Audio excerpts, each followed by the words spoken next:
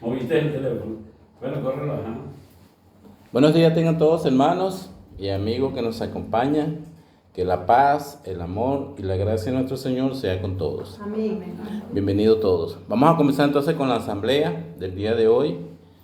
Primeramente, dirigiéndonos a Dios, dando gracias en oración.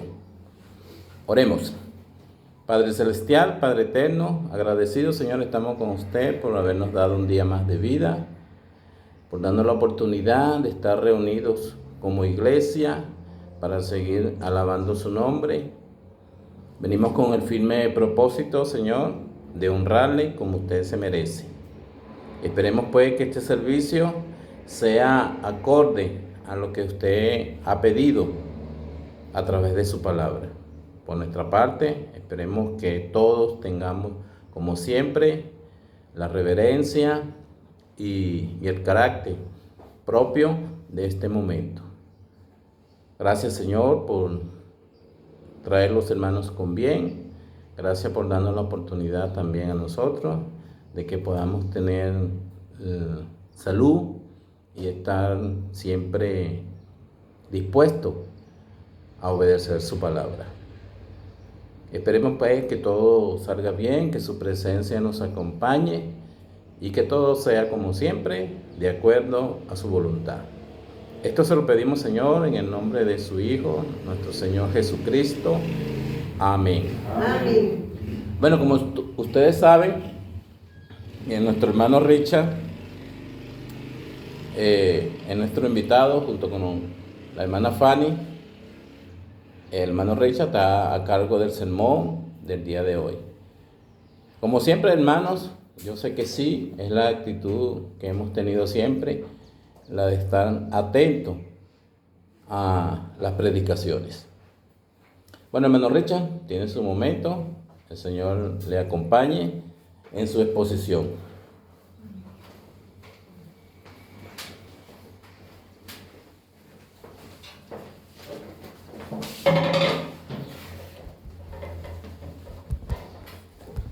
Bueno, que el Señor nos ayude entonces en esta parte de la asamblea que corresponde a la edificación, a la enseñanza, al sermón, y que el Señor no solo me dé palabras de sabiduría, sino que podamos tener un oído receptor, dispuesto, sin prejuicios, a escuchar el mensaje del día de hoy. Bueno, esto está aquí. Esto está un poco temblereque aquí, pero sí, vamos a ponerlo así, ¿no? Bueno, ¿quién fue Cristo? ¿Quién fue Cristo para usted? Esa es el título. ¿Quién fue Cristo para ti o quién ha sido Cristo para ti? Esto en vista de los diferentes enfoques que tiene la gente con respecto al Señor, ¿no? Porque es que hay distintos enfoques, y eso queda demostrado en el hecho de que existen distintas religiones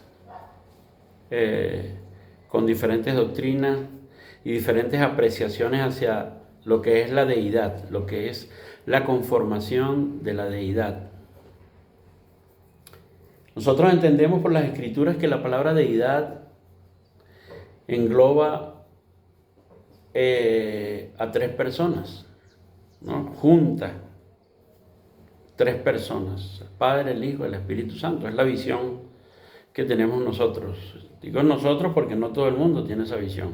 Ahora, no es una visión personal. Nosotros creo que nuestra visión es acorde con las Escrituras. Hay muchos textos que demuestran que es así, ¿no?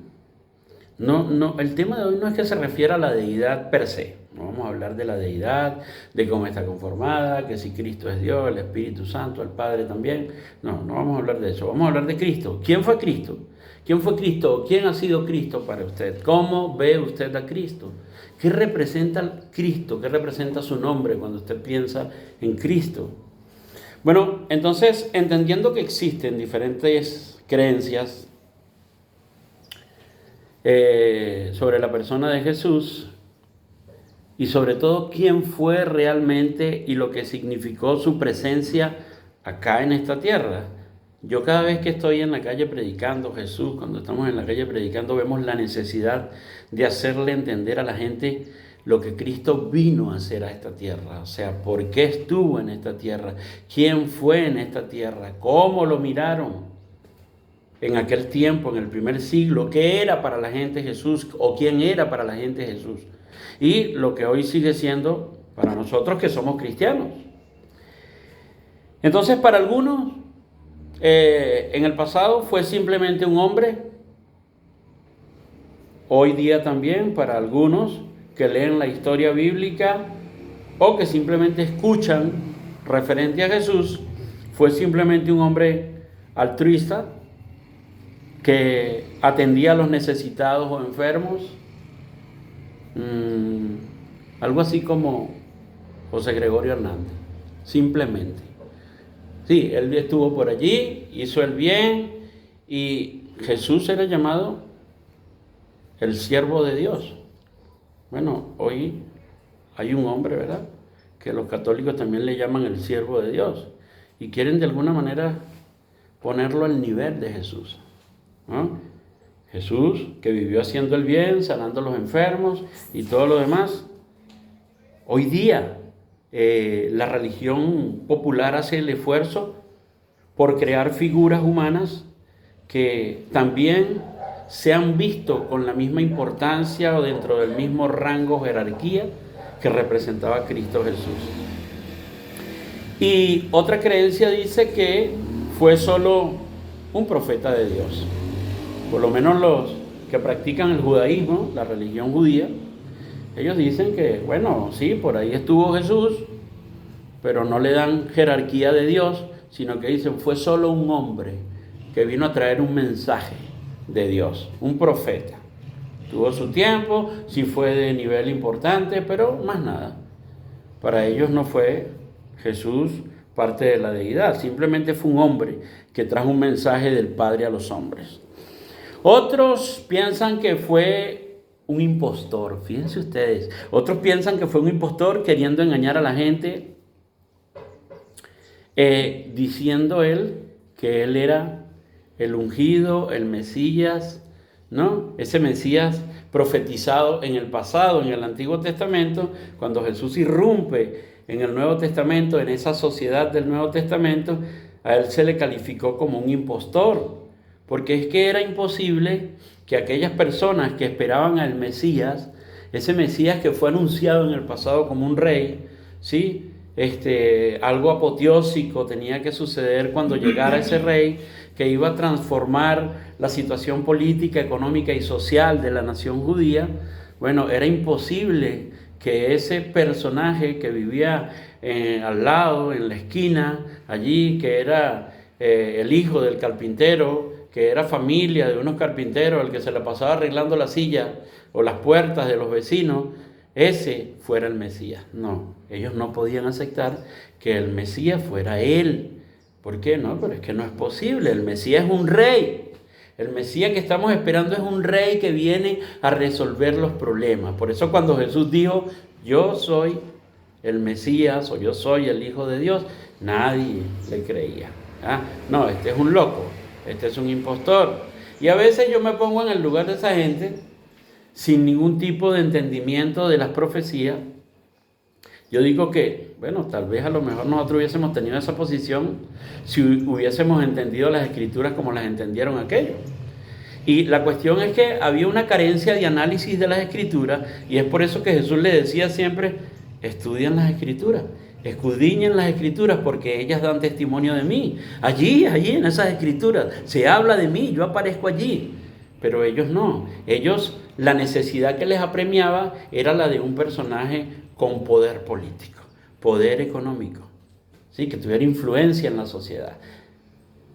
Entonces, lamentablemente, como ellos tenían una proyección o una preconcepción de esa persona que ellos necesitaban, no de la que esperaban, ellos tenían una preconcepción de alguien que ellos necesitaban. Entonces, el deseo de su corazón o la necesidad de una persona de esa categoría no les permitía ver que Jesús era la persona que estaba profetizada desde el pasado. No se les permitía.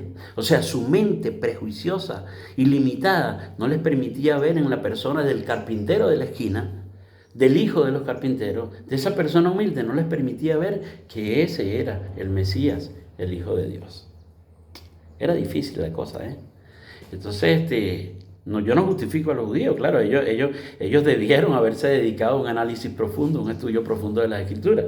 Pero si hubiésemos estado nosotros en ese tiempo y hubiésemos sido estudiantes mediocres de los escritos antiguos, tal vez nosotros también, no lo creo. Entonces, tenemos este tipo de personas que tenían esa concepción o esa visión de Jesús, ¿no? Otro grupo más radical dice que Jesús es un personaje de ficción, fíjense. Es decir, es solo un mito. Hay gente que dice que nosotros tenemos un Dios imaginario, que nuestra necesidad de creer en algo nos lleva a nosotros, nuestra necesidad de creer en algo poderoso, nos lleva a nosotros a imaginarnos a Dios. Eso es lo que dicen, por ejemplo, los ateos. Porque es que los ateos se creen tan autosuficientes, o sea, que ellos no necesitan, según dicen ellos, de la existencia de un Dios para ser buenos, para vivir socialmente dentro de un marco de convivencia, para hacer el bien a los demás. Ellos no necesitan de un Dios para eso. Bueno, porque es que ellos tienen un concepto de lo bueno dentro de un marco humano, ¿sí? Es decir, dentro de un marco de moralidad. Porque los principios morales establecidos en nuestra sociedad establecen que una persona que roba es un delincuente, una persona que es alcohólico es un borracho y puede hacer mal a la sociedad, el que consume drogas es un drogadicto. Y así pues, socialmente el hombre establece parámetros de lo que es malo y de lo que es bueno. Sin embargo, cuando hablamos de los parámetros que establece el Señor, no se limitan a la cuestión moral, ¿no? Hay principios espirituales que llevan a usted y a mí a hacer otras cosas en función del Señor, según los requerimientos que Él necesita de nosotros para que nosotros formemos parte de su familia. Por ejemplo, esa gente que dice hacer el bien, pero que no necesariamente tiene que hablar de Dios, ¿qué omite? Omite la adoración que Dios demanda de los hombres. Eso es lo que omiten. Y Dios nos manda a nosotros a adorarle, ¿verdad? A adorarle, a reunirnos como iglesia, a ser bautizados. Bueno, ellos no necesitan eso. Por eso nosotros pues simplemente nos imaginamos un Dios, porque nosotros, según ellos piensan, no tenemos la capacidad individual o independiente de hacer el bien sin ese Dios. Es decir, que sin ese Dios nosotros no fuéramos buenos, hermano. Eso es lo que dicen los ateos. Entonces ellos se jactan de su autosuficiencia, se jactan de su sabiduría, y ellos dicen: nosotros no necesitamos de Dios para ser personas correctas moralmente hablando. Isaías, fíjense ustedes, antes de venir Jesús a este mundo, ya era mencionado en el pasado. Mire, 700 años antes, 1000 años antes, luego Moisés, 1500 años antes, ya Jesús era mencionado. Antes de llegar a la tierra, miles de años antes de la sociedad del Nuevo Testamento, Jesús ya venía siendo mencionado. Y era mencionado con esperanza y con gozo en boca de figuras importantes. Por lo menos Isaías era más importante que Jesús en los tiempos que vino Jesús, que tuvo Jesús en la tierra de Palestina. Sí, eran ellos. Abraham era más importante, Jeremías era más importante, Isaías era más importante, David era más importante. Y aunque Jesús quiso hacerle ver lo contrario, porque Jesús llegó a decirle: a ver, antes que Abraham fuese, ya yo era. Aquellos que decían que Jesús era hijo de David, Jesús le dice: pero ¿cómo puede ser hijo? Yo puedo ser hijo de alguien que me llamó padre. Pero ellos no podían entender todo eso que Jesús les decía, porque tenían una visión prejuiciosa. Entonces, Isaías dice, miren, esto es maravilloso, hermano, porque aquí la cuestión no es que yo le lea esto, simplemente lo lea. Es maravilloso cómo se menciona a Jesús en el Antiguo Testamento. Los títulos, los nombres, las jerarquías que se le dan en el Antiguo Testamento, eso no cambiaron la jerarquía de Jesús o la posición de Jesús, aunque Jesús ya se fue o ya partió de esta tierra. No, Isaías decía en el capítulo 9, verso 6, él decía lo siguiente, hablando de Jesús, decía lo siguiente, porque un niño nos es nacido, hablando de su nacimiento. Dice, un niño nos es nacido, hijo nos es dado, y el principado sobre su nombre. Fíjense ustedes, iba a tener nombre de príncipe. Isaías 9:6, iba a tener nombre de príncipe, dice el texto. Y dice Isaías, su nombre se llamará admirable. Ese iba a ser uno de sus tantos nombres, que de hecho son, fíjense, estos nombres que usted está leyendo allí, son nombres propios de la deidad. Es decir, el Padre también se le llama de la misma manera. Al Padre también se le llama admirable. Y Jesús hablando, Isaías hablando del Hijo, iba a tener los mismos nombres que tenía el Padre. Y luego dice, consejero. Jesús estuvo en la tierra hablando, aconsejando a la gente, fortaleciendo a la gente con sus mensajes. Pero otro de los nombres que se le iba a dar, hermano Jesús, fíjate, es Dios fuerte. O sea, no es que iba a ser un Dios fuerte, sino que Él era el Dios fuerte.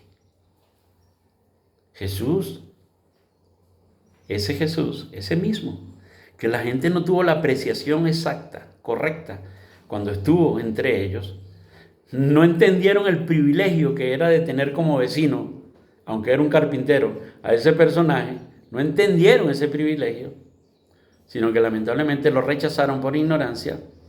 Bueno, ese era este que mencionaba Isaías. Y entonces uno de los nombres, Dios fuerte, pero también se le llama Padre eterno. ¿Qué estaba haciendo aquí Isaías? Estaba hablando de los atributos, de las características que conformaban el Hijo de Dios. Es decir, que ese que iba a nacer, decía Isaías, es Dios. El que va a nacer es Dios. La cosa es, ¿en ese tiempo lo recibieron como Dios? No, lamentablemente fueron muy pocos. Hoy día, ¿la gente lo ha apreciado y lo recibe como Dios? No, aunque la gente pueda afirmar que Cristo es Dios, lamentablemente no hay una creencia consistente en esa confesión. Porque nosotros cuando confirmamos con nuestra boca o confesamos que Cristo es Dios, inmediatamente esa confesión nos debe llevar a nosotros a tener una apreciación exacta y correcta de la persona de Cristo y en consecuencia convertirnos en hijos obedientes de Él. Eso es lo que debemos hacer, si entendemos su naturaleza. Luego, Jeremías, el profeta Jeremías, también habló, inspirado por el Espíritu Santo, del venidero Cristo, de ese que iba a venir a este mundo. Y lo dijo en estos términos en el capítulo 23, versos 5 al 6.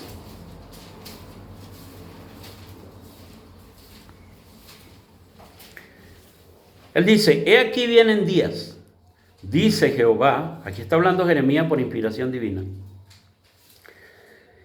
en que levantaré a David renuevo justo, fíjense, y reinará como rey. Nuevamente, ahora Jeremías también dice que es un rey. Isaías dice, un príncipe, Padre eterno, admirable, consejero, Dios fuerte, dice Isaías. Ahora Jeremías también le da unas características. Y hablando de este mismo Jesús, dice de él que va a reinar como rey. Y dice, el cual será dichoso y hará juicio y justicia en la tierra. Y en sus días será salvo Judá e Israel habitará confiado. Y será su nombre con el cual le llamarán. ¿Cuál era el nombre de Cristo Jesús? El nombre que iba a tener Cristo, según Jeremías, dice que sería Jehová, justicia nuestra. ¡Wow! Imagínense ustedes. Es decir, que ese campesino, pueblerino, que estuvo ahí en esas callecitas de gente humilde, ese era la persona que más temían los ciudadanos judíos. El nombre de Jehová para ellos representaba temor, miedo, terror, pánico, respeto. Eso representaba el nombre de Jehová desde la antigüedad, ¿o no era así? Pero luego dice Jeremías que ese Jehová iba a estar allí, entre ellos, en persona. Iban a poder interactuar con él, le iban a tocar. Y lo tuvieron entre ellos, pero no lo percibieron como tenían que hacerlo. No creyeron que ese era el Jehová del que hablaba Jeremías. Por el contrario, ¿qué hicieron con Jesús los judíos? ¿Qué hicieron? Injustamente lo maltrataron, lo castigaron por algo que él no había hecho, lo mataron, lo asesinaron vilmente. Antes fueron morbosos porque lo hicieron sufrir antes de matarlo. Con morbo le clavaron espinas, le arrancaron la barba con las manos. ¿Para qué? Para romperle la piel y que botara sangre. Eso le hicieron. Le dieron azotes con un látigo que en las puntas tenía fragmentos de hueso para romperle la piel cada vez que el látigo le pegara. Se divirtieron con ese ser que tanto ellos respetaban, le temían, ¿sí? Valoraban del Antiguo Testamento. Como les dije, el nombre de Jehová para ellos era grandioso, pero lo tuvieron entre ellos. ¿Y qué hicieron? ¿Le mostraron el respeto que mostraban hacia su nombre antes de que vinieran? No, por el contrario, mire todo lo que le hicieron. Entonces, Jeremías es claro. Jeremías dice, ese que va a venir, su nombre se llamará Jehová, justicia nuestra. Y luego el profeta Miqueas también, él da un trato honorífico a este personaje. Aunque aún no había llegado, ya Miqueas estaba hablando de el Cristo. Y Miqueas dice en capítulo 5, verso 2, él dice de Jesús, pero tú, Belén Efrata, pequeña para estar entre las familias de Judá, de ti me saldrá el que será Señor en Israel, y sus salidas son desde el principio, desde los días de la eternidad. Las características que da aquí, aparte de las características que da aquí este profeta Miqueas sobre Jesús, aunque son características de la divinidad de Cristo y habla de su eternidad, él habla del lugar donde nace Jesús. Él habla de Belén, que forma parte de Israel, forma parte de Palestina, que fue el lugar donde precisamente lo asesinaron vilmente, ¿no? Y él habla de Jesús, de su nacimiento en ese lugar, como un privilegio que va a tener esa gente, porque de allí, en ese lugar, iba a salir el Cristo. Y años antes Miqueas dice, wow, es un privilegio. Desde allí, desde Belén, Efrata, ¿quién va a salir? Va a salir ese retoño como renuevo. ese que tiene características eternas de Dios, allí les van a hacer a ustedes. Pero nuevamente, aunque los profetas se cansaron de comunicar a estos que allí iba a surgir un personaje de características divinas, el mismo Jehová, ellos no aceptaron los escritos. No aceptaron los escritos de la antigüedad. Miren, la mayoría de los escritores del Antiguo Testamento que hablan de la futura llegada del Mesías, sí, porque ellos son del Antiguo Testamento y Jesús vino ya años después en el Antiguo Testamento. Bueno, ellos lo hacen con el uso de expresiones, fíjense, expresiones y títulos que lo elevan a niveles altísimos, a Jesús, niveles altos y de hecho incomparables. Se le llama Dios a Jesús, se le llama Jehová a Jesús. De hecho, con que ningún hombre, es decir, títulos, jerarquías, con que ningún hombre en el mundo pudo medirse en esa época ni podrá medirse en ninguna época. Esos títulos son inalcanzables para hombre alguno. El único hombre que pudo portar esos títulos y esa jerarquía fue Jesús. No hay hombre hoy día que pueda hacerlo. Aunque hubieron hombres de jerarquía. De hecho, el hombre que permite su muerte, que fue Pilato, Jesús le dijo: ninguna potestad o ninguna autoridad tuvieras sobre mí si no te fuera dada de arriba. O sea, tú no tienes autoridad sobre mí. Jesús se lo dijo o no se lo dijo en su cara. Se lo dijo: tú no tienes autoridad sobre mí. O sea, las autoridades de la época, no, ellos no tenían autoridad sobre Jesús. Y lo que ellos creen, que ellos decidieron sobre la vida de Jesús, sobre los sucesos de Jesús, no era de ellos. Eso estaba dentro de los planes de Dios. Estaba dentro de los planes divinos. Ellos simplemente, esas autoridades que se creyeron autoridades influyentes para llevar a Cristo a la muerte, esas autoridades simplemente fueron instrumentos del Señor para cumplir con sus propósitos. Y aunque ellos creen que estaban matando y acabando con un mal en Jerusalén por la persona de Jesús, no, le estaban dando la oportunidad de vida eterna al mundo entero con la muerte del Cristo. Ellos creyeron: no las comimos, acabamos con este mal, erradicamos este mal. No, Señor, eso estaba dentro de los planes divinos y era necesario que así sucediese para que usted hoy y yo y otras personas en el futuro puedan tener la oportunidad de vivir eternamente en el reino de los cielos. Eso que sucedió, aunque muchas veces lo vemos con tristeza, hay gente que lloró, que se lamentó. Jesús, cuando lo llevaban a la cruz, las mujeres que lloraron y se le acercaron, ¿de qué se lamentaban? De la muerte de Jesús. ¿Y qué les dijo Jesús? No lloren por mí, mujeres, lloren por ustedes mismas y por vuestros hijos, que le vienen cosas rudas a ustedes. Jesús, Él había cumplido con lo de Él. Ahora, siguiendo con este asunto de la percepción que nosotros tenemos de Jesús, o quién es Jesús para nosotros, qué importancia tiene Jesús en su vida hoy, cómo usted mira a Jesús hoy, usted piensa en Él, lo tiene en su mente,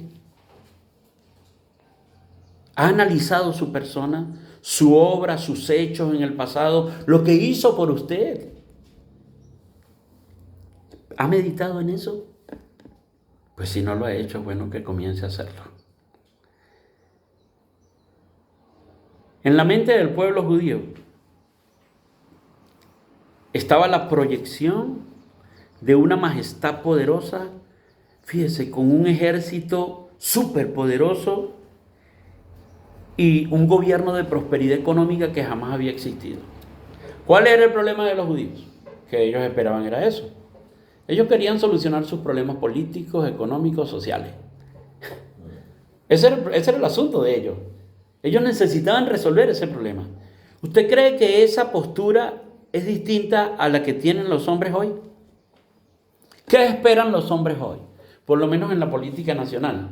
Bueno, aquí en Venezuela, por ejemplo, y yo estoy seguro que en muchos otros países que están en crisis están esperando una especie de Mesías que solucione los problemas del país.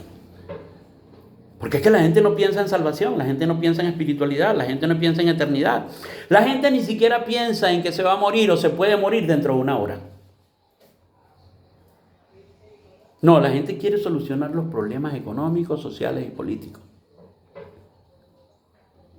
Entonces, necesitan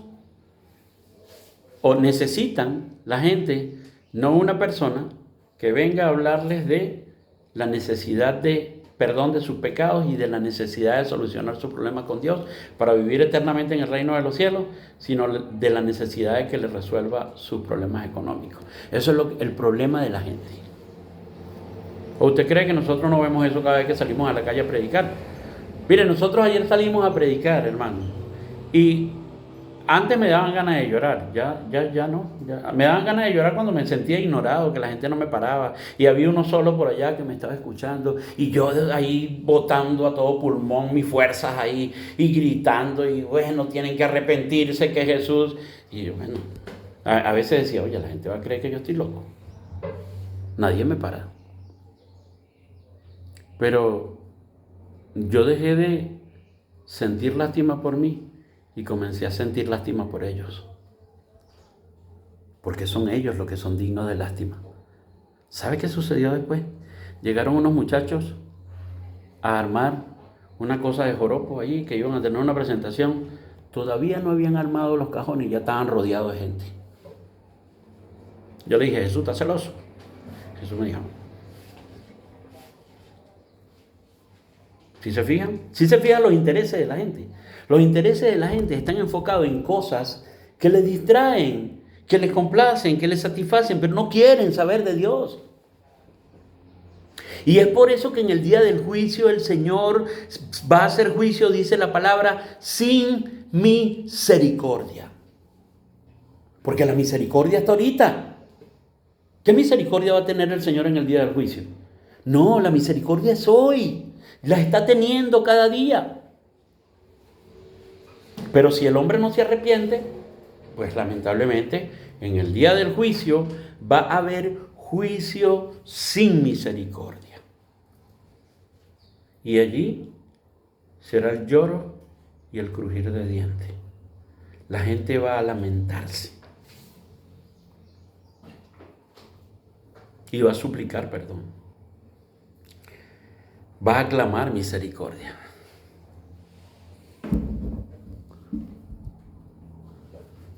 Pero va a haber oportunidad.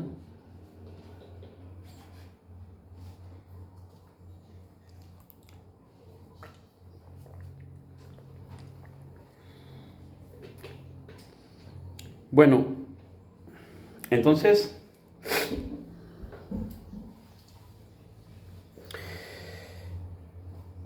el asunto de la gente es que el problema desde que se despiertan hasta que se acuestan es el asunto económico. Están preocupados, viven preocupados por el asunto de tener la nevera llena. Y si ya tienen la nevera llena, también quieren llenarla a la cena, porque no se conforman con la nevera. Sí, entonces no es el asunto de llenar solamente la nevera. La gente quiere tener en abundancia, materialmente hablando. La gente no está conformada con recibir el sustento diario, ¿sí? El complemento para su vida alimenticia y sus necesidades cotidianas. No, la gente quiere más. La gente quiere abundancia económica. Eso es lo que quiere la gente. Y mientras tanto, mientras sueñan en eso o con eso, bueno, la idea de Dios simplemente es en su cabeza una imagen difusa, abstracta. No hay Dios en su mente, lamentablemente.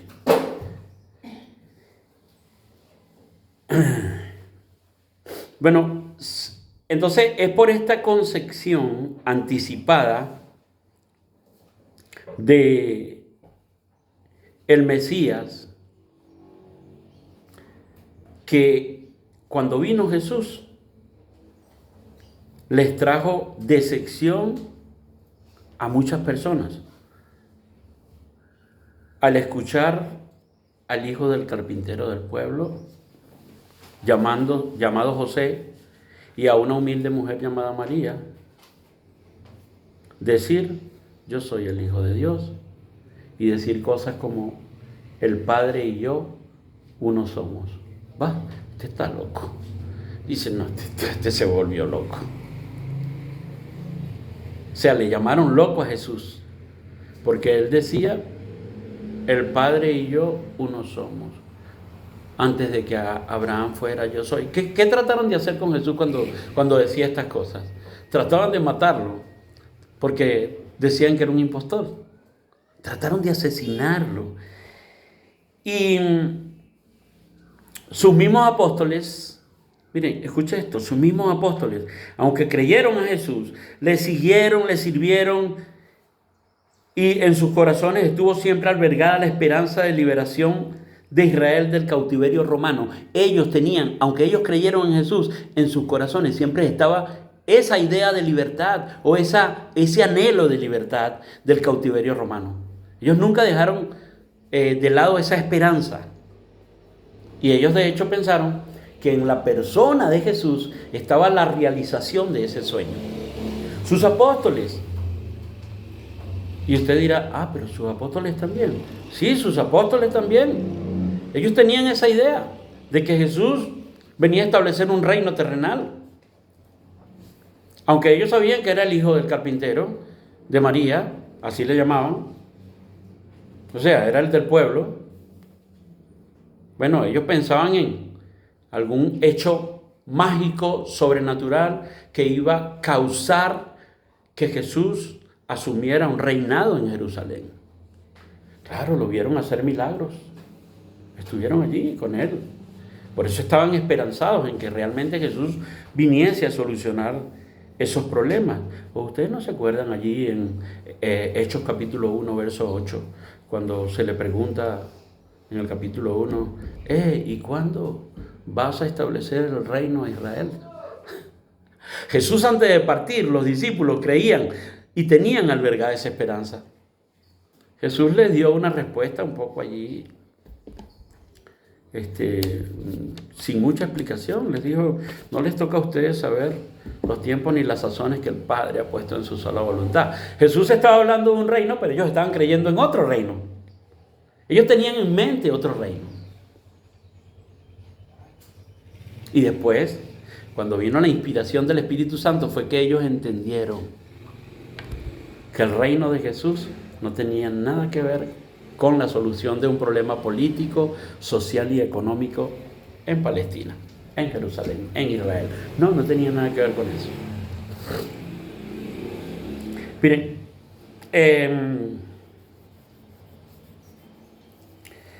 dice el mismo Señor que no ha existido profeta más importante que Juan el Bautista, ¿no? Él dijo que no había existido un profeta más importante que Juan el Bautista.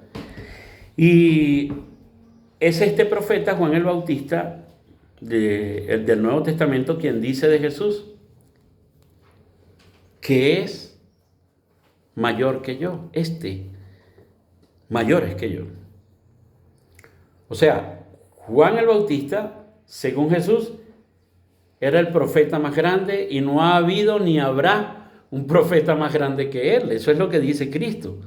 Pero luego dice Juan el Bautista de Cristo, Jesús, mayores que yo. Entonces no era un simple profeta, o no era un profeta común como el pueblo los conocía. Está hablando de una jerarquía. Juan está mencionando que Jesús tiene una jerarquía más alta, más elevada que la de él. Y vaya que Juan el Bautista fue creído, aunque no hizo milagro. Fue un hombre respetado en la sociedad. Generó temor, causó temor, tenía un discurso convincente. Muchos venían a él. Pero luego él dice, Jesús es mayor que yo. ¿De qué está hablando Juan? Está hablando de alguien del cual yo no soy digno de desatar la correa de su calzado. Imagínense. Decirle a alguien, amárrame el zapato. Eso es una ofensa para él. Pero hacer eso para Juan, amarrarle la sandalia a Jesús, era una ofensa para Jesús. O sea, yo no soy digno de hacer eso. ¿Quién soy yo para tocar la correa de sus zapatos? Entonces imagínense ustedes en qué estima o en qué nivel tenía Juan el Bautista al Cristo. ¿Dónde lo tenía? Cuando usted piensa de Jesús, lo piensa así. Porque es que hay gente, mire, yo he escuchado cristianos que le dicen a Dios, Diosito, Papito Dios. ¿No ha escuchado eso, no? Cristianos que dicen, Papito Dios.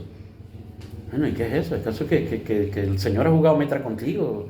O sea, ¿por qué tratas al Señor con esa confianza? ¿Cómo es eso de que Papito Dios? Ni Fanny me dice a mí así. Fanny no me trata así. Eso de papito, con esa confianza. Si usted le dice papito a Dios, entonces usted le dice chuito a Jesús. Ah, bueno, Jesucito o chuito.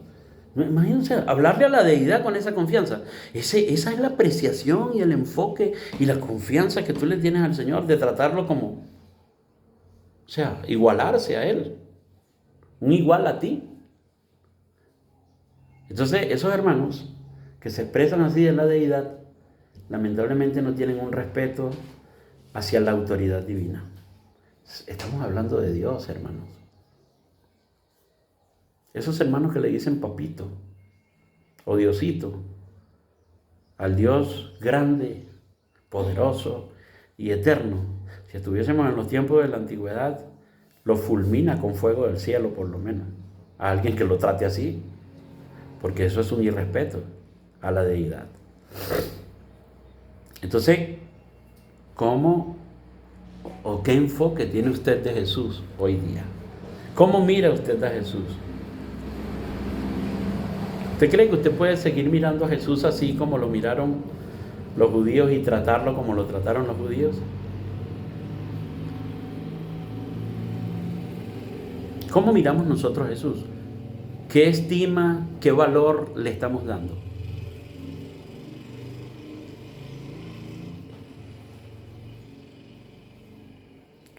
Entonces, los escritores del Nuevo Testamento, luego de recibir la inspiración divina, comienzan a hablar de la proveniencia. Fíjense, ellos, después de recibir la inspiración, después del día de Pentecostés, ellos comienzan a hablar de la proveniencia y de la naturaleza de Jesús, que responden con exactitud a la pregunta o dudas que muchos tienen hoy sobre quién era este hombre. Entonces, si usted quiere conocer a la persona de Jesús, de quién es, quién fue o quién era antes de venir, usted simplemente tiene que acudir a los libros de la Biblia y allí va a encontrar la jerarquía, el nivel que ese ser tenía. Cuando Jesús antes de venir Jesús, ¿cómo se llamaba? Se llamaba Dios, Jehová, así se le trataba. Jehová, Dios, Elohim, así se le trataba, con nombres divinos. Ahora, porque Jesús se hizo hombre, ¿usted cree que Él perdió jerarquía? Porque Jesús vino a la tierra y después de ser un Dios implacable que castigaba el pecado y que fulminaba de ipso facto a aquel que profanara la adoración, ¿usted cree que Jesús, por hacerse hombre, se hizo más suavecito? Ah, no, ahora, como tiene nombre y se hizo hombre, ahora Jesús es más buena gente. Ahora podemos tratarlo así de chubito. Jesús, tranquilo, Él es más buena gente. Ya perdió esa, ya no tenemos que mirarlo con ese mismo temor del Antiguo Testamento. Ese fue el error que cometieron muchos. Ese fue el error que cometieron muchos, y ese es el error que cometen muchos hoy día, de querer mirar a Jesús hasta el Nuevo Testamento. De querer mirar a Jesús y limitarnos a verlo en su condición o calidad humana. No, hermano, cuando usted mira la persona de Jesús, tiene que mirarla en toda su esfera. Es decir, usted no conoce a el Cristo solamente en el Nuevo Testamento. El Cristo viene desde la eternidad y los profetas hablaron de ese ser que era un ser poderoso y temido, temeroso, al que cuando hablaba las montañas temblaban. Aunque se hizo un carpintero, bueno, el temor no cesa, porque sigue teniendo el mismo poder hoy. Y de hecho, va a seguir teniendo el mismo poder el día que usted lo tenga frente a usted. Y cuando Él le diga, Dios le libre a usted de eso, Dios le libre. Pero cuando le diga, según el capítulo 25 del libro de Mateo, le hace el verso 41. Dice, apartados de mí, malditos, al fuego eterno preparado para el diablo y sus ángeles. ¿Usted se imagina que el Señor le diga a usted así, hermano? El día del juicio. Primero que usted va a tener una tristeza profunda en su corazón. Y luego el miedo, el pánico en usted va a ser algo incomparable con ninguna cosa a la que usted le haya tenido miedo en esta tierra. Porque la Biblia dice que el Señor les va a decir así, ¿o no lo dice la Biblia, hermano Jesús? La Biblia dice que el Señor les va a decir así, apartados de mí, malditos, al fuego eterno preparado para el diablo y sus ángeles. Entonces yo no quiero estar ahí. Yo no quiero formar parte de ese decreto de Jesús. Yo no quiero formar parte de esa declaración del Señor. Yo no quiero ser objeto de esa maldición. Porque yo creo que usted sabe que de ahí ya no va a salir. De ahí no vamos a salir. Si nosotros vamos a ese lugar que Jesús menciona allí, no vamos a salir de ahí. Entonces hay que amar al Señor, pero hay que temerle al Señor. Entonces estos hombres hablaron de Jesús, pero ya inspirados hablaron de su naturaleza. ¿Y qué dijeron estos hombres? Y llevar este camarógrafo, de verdad que... Ajá.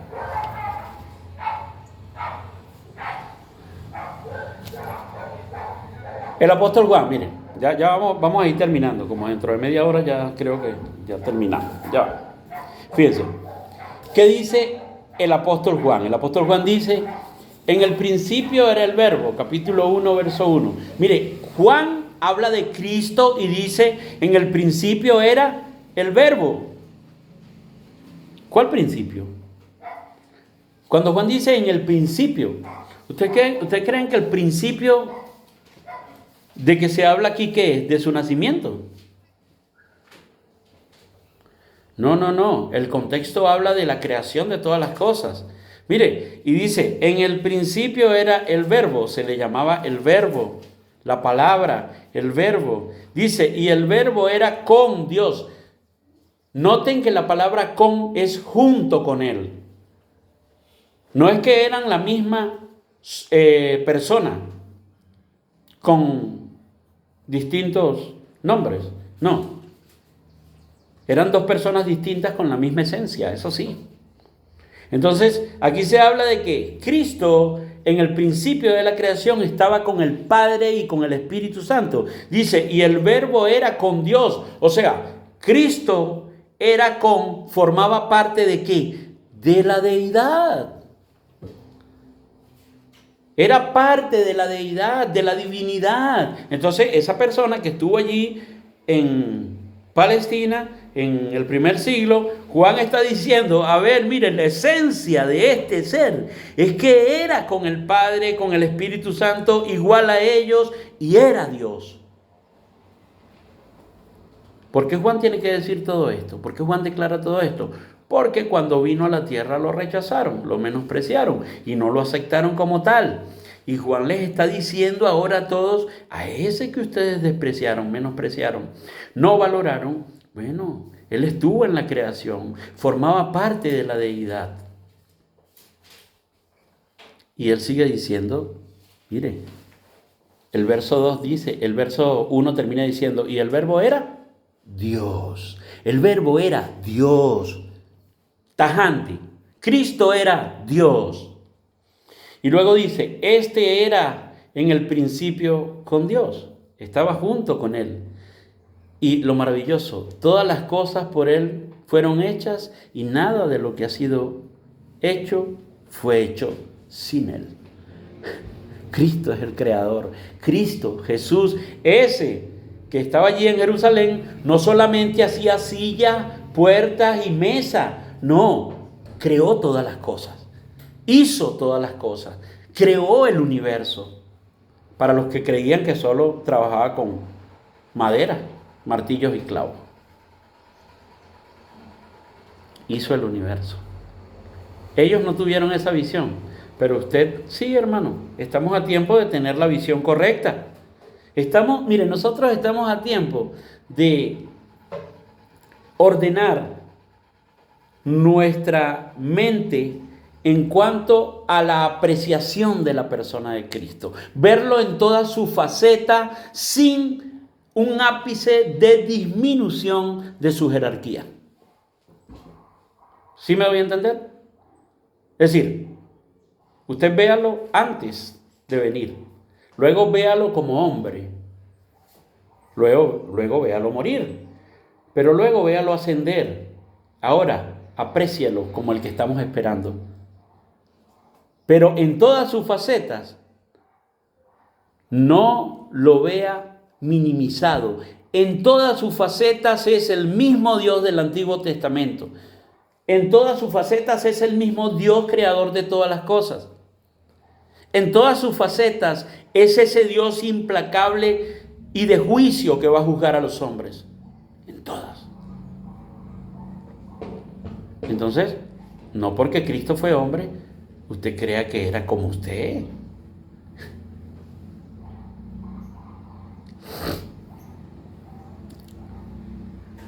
Y él dice en el verso 4, y en él estaba la vida, y la vida era la luz de los hombres. Cristo sigue siendo la luz de los hombres. Él dice, yo soy el camino, la verdad y la vida, y usted no puede entrar al reino de los cielos y estar con el Padre si no es por medio de Él. Eso lo dice la Biblia.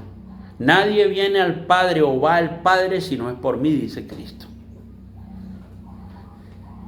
Juan capítulo 1 también allí, pero más adelante en el verso 9 al 14 dice, aquella luz verdadera que alumbra a todo hombre venía a este mundo. Vino al mundo.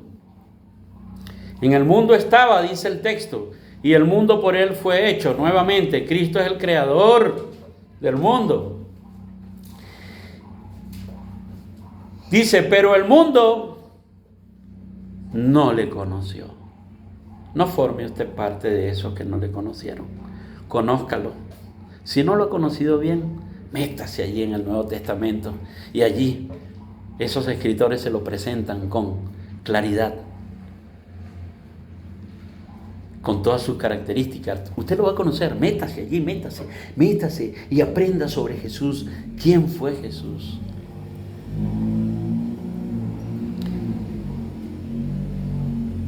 Y luego dice, pero el mundo no le conoció. Qué triste, ¿no? Es esto para el apóstol Juan. Pensar que el creador de todas las cosas, el que era el Verbo, que estuvo con el Padre y el Espíritu Santo en la creación y que formaba parte de la deidad, luego el discurso de Juan en este capítulo se vierte hacia el mundo no le conocía. Y aunque dice, estuvo en el mundo, era la luz de los hombres, pero esa luz no fue aceptada y recibida por los hombres. Mire, hoy día, mis estimados hermanos, esa luz se está alumbrando. Esa luz se está alumbrando. Pero yo cuando me imagino esa luz de Cristo, yo me la imagino como un foco que cada día que pasa se va apagando. Se va apagando. Y va a llegar un momento en que esa luz se apaga. Y cuando la luz se apaga, ya no va a haber oportunidad de visión espiritual. Es decir, ya al hombre se le acaba el camino. Mientras la luz está allí, usted tiene el camino. Usted ve, usted puede llegar a esa luz. pero cuando la luz se apague ya a usted se le acabó. Entonces, a ver, aquellos cristianos que somos cristianos y pudiéramos andar blandengues, apáticos, tibios, perezosos en la fe, ¿sí? O aquellos que aún entre nosotros no han sido bautizados, meditemos en esto. Esa luz se va a apagar, mi estimado, se va a apagar, y cuando esa luz se apague, ya no va a quedar más que otra cosa que llanto, crujir de dientes, dolor, sufrimiento, condenación eterna. ¿Usted se imagina todo eso? Usted no piensa en eso. Hay que pensar en eso. Hay quienes me dicen a mí, oye, pero tú si eres amarillista. No, yo soy realista. Porque es que el Señor nos mandó a hablar de esto. El Evangelio es advertencias de estas cosas. Y yo siempre trato de enfocarme en las consecuencias de desobedecer. Claro, en las de obedecer al Señor, pero también en las de desobedecer al Señor.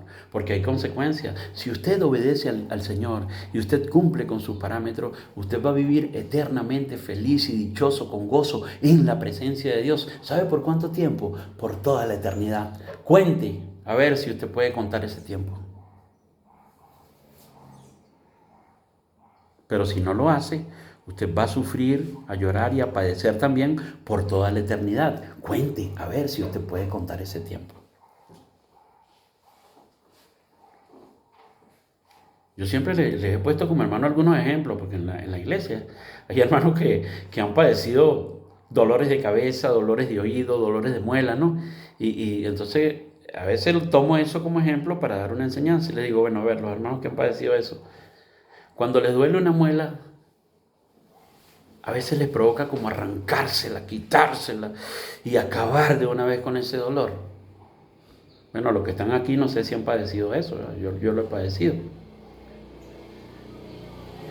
Pero vaya que si usted pasa a formar parte de la condenación eterna, aunque usted quiera quitarse ese dolor, no va a poder quitárselo, hermano.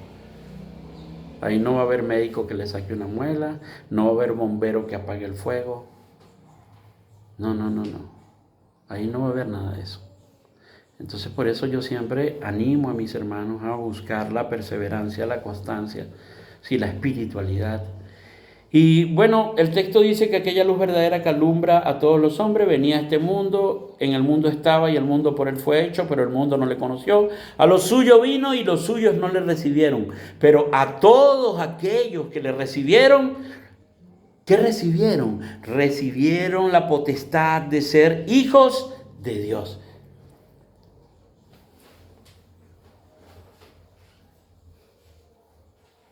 ¿Es un privilegio ser hijo de Jesús y Migdalia? Yo creo que sí. Hermanos son buenos. ¿Es un privilegio ser hijo de la hermana Felicidad? Sí, yo creo que sí. ¿Es un privilegio ser hijo de Yuli? Yo creo que sí, ¿verdad? Yo creo que sí. Pero yo creo que mayor privilegio es ser hijo de Dios. ¿No crees eso? Yo creo que es un mayor privilegio ser hijo de Dios. Hay quienes se jactan y dicen, yo soy hijo del coronel tal. Yo soy hijo del juez tal. Y se ufanan, ¿verdad? Ponen así gordote como que... Bueno, nosotros somos hijos del Dios Altísimo. Que ellos van a recibir una herencia, una lancha, una casa, una quinta por allá por Margarita, a la orilla de Playa del Agua, por allá. Bueno, nosotros vamos a recibir un palacio celestial que es incomparable. Entonces, a ver, no tenemos que envidiarle nada a ninguno, ¿no? Pero aquí la cuestión es que si usted no se ha hecho hijo, hágase hijo para que pueda disfrutar de esa herencia. Anaí, los que no se han hecho hijos, Cristian, háganse hijos para que puedan disfrutar de esa herencia. Ahí está la herencia. Pero ustedes saben que las herencias son para los hijos, ¿verdad? Y el Señor dijo que esa herencia está ahí, para sus hijos.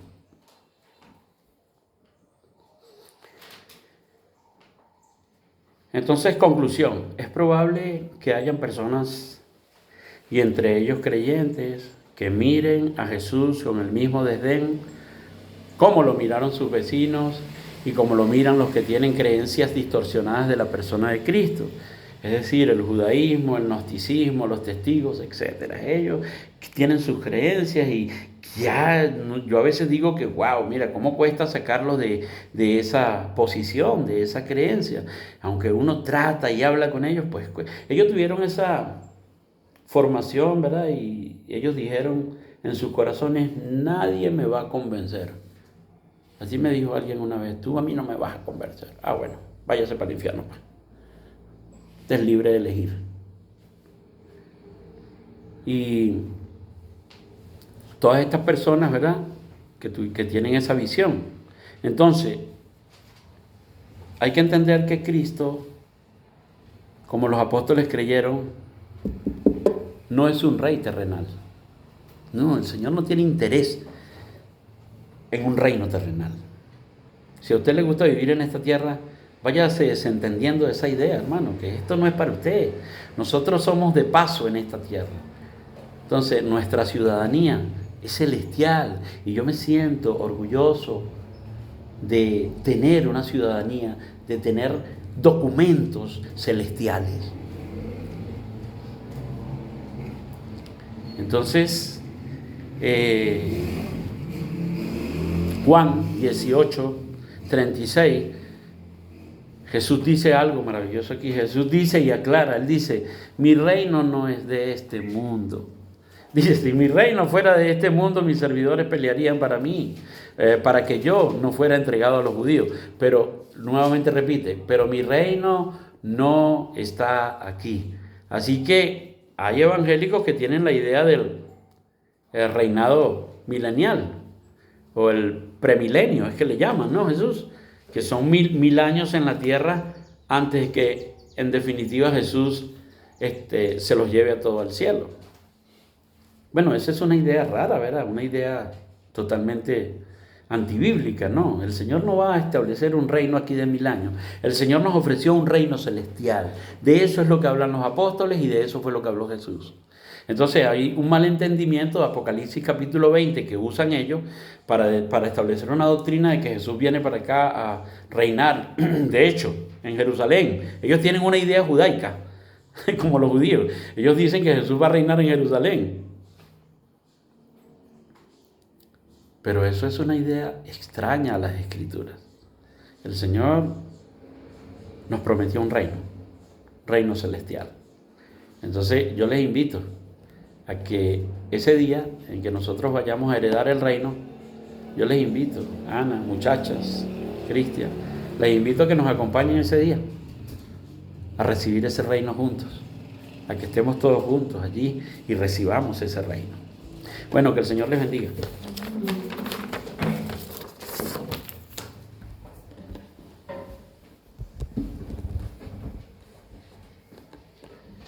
Se quiere quitarlo.